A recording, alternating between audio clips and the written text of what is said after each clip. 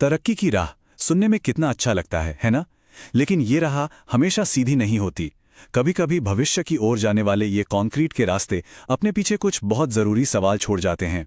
तो आज हम सूरत चेन्नई एक्सप्रेसवे के इस बहुत बड़े प्रोजेक्ट को थोड़ा गौर से देखने वाले हैं और ये समझने की कोशिश करेंगे कि इस कनेक्टिविटी की असली कीमत क्या है।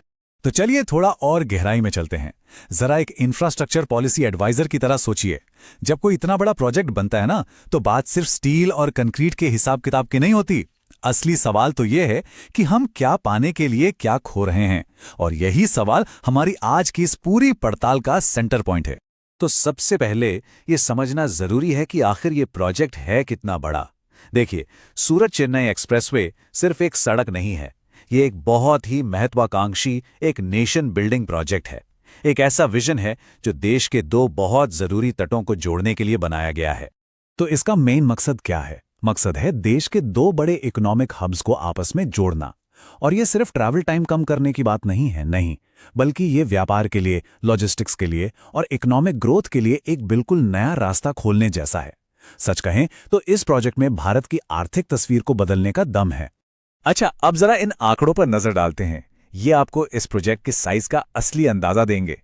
महाराष्ट्र में देखिए, 152 किलोमीटर, लागत करीब 9,500 करोड़ रुपए।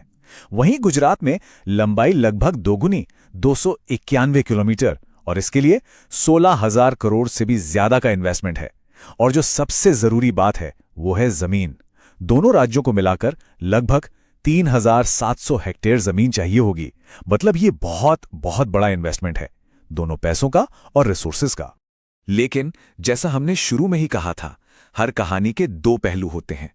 विकास के इस सिक्के का जो दूसरा पहलू है वो है हमारा पर्यावरण, जिसकी एक कीमत हमें चुकानी पड़ रही है।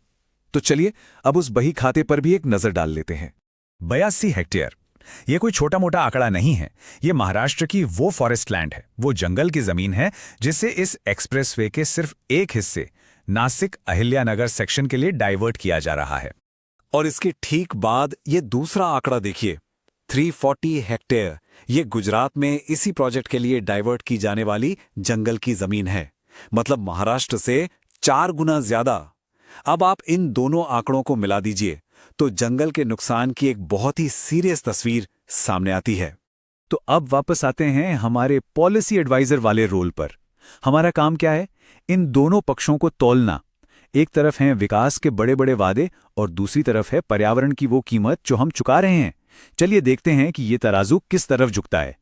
तो ये है असली ट्रेड ऑफ। एक तरफ हमें सूरत और नासिक के बीच एक नया तेज रास्ता मिल रहा है जो बिजी मुंबई अहमदाबाद हाईवे पर लोड कम करेगा और वधावन पोर्ट जैसे फ्यूचर प्रोजेक्ट्स को भी सपोर्ट करेगा। फायदे ही फायदे। लेकिन दूसरी तरफ इसकी सीधी कीमत चुकानी पड़ रही है। महाराष्ट्र में 82 हेक्टेयर और गुजरात में 340 हेक्टेयर जंगल का नुकसान। और ये कोई एक अकेली घटना नहीं है, ये एक बड़े पैटर्न का हिस्सा है जो हम बार बार देख रहे हैं। चलिए अब इस पूरी चीज को एक बड़े लेवल पर देखते हैं, जरा जूम आउट करते हैं। ये जो सूरत चेन्नई एक्सप्रेसवे का मामला है ना, ये सिर्फ एक प्रोजेक्ट की कहानी नहीं है, ये पूरे देश में चल रही एक बहुत बड़ी बहस का प्रतीक है। और वो बहस ये है कि विकास के लिए हमारी प्राथमिकताएं आखिर होनी क्या चाहिए। और इस बहस का जो दूसरा पक्ष है वो इस एक बयान में साफ झलकता है। ये बयान पर्यावरणविद डी स्टैलिन का है। ये एक बहुत ही पावरफुल आवाज है जो हमें याद दिला रही हैं कि जो नेचुरल रिसोर्स एक बार चला गया वो शायद फिर कभी वापस नहीं आएगा। तो हमने फायदे भी देखे, नुकसान का एनालिसिस भी किया और बड़ी पिक्चर को भी समझने की कोशिश की। तो अब सवाल ये उठता है कि आधे का रास्ता क्या है? भविष्य में इस तरह के मुश्किल फैसले आखिर लिए कैसे जाएं? और यहीं पर हम उस सबसे बड़े सवाल पर आकर खड़े हो जाते हैं। क्या विकास और पर्यावरण, इन दोनों को हमेशा एक दूसरे के आमने सामने ही खड़ा होना पड़ेगा? क्या ये हमेशा एक चॉइस होनी चाहिए? या क्या कोई ऐसा रास्ता निकल सकता है जहां विकास की ये सड़कें हमारे जंगलों को काट कर नहीं बल्कि उनके साथ साथ चलें? ये एक ऐसा सवाल है जिसका जवाब हम सबको मिलकर खोजना होगा।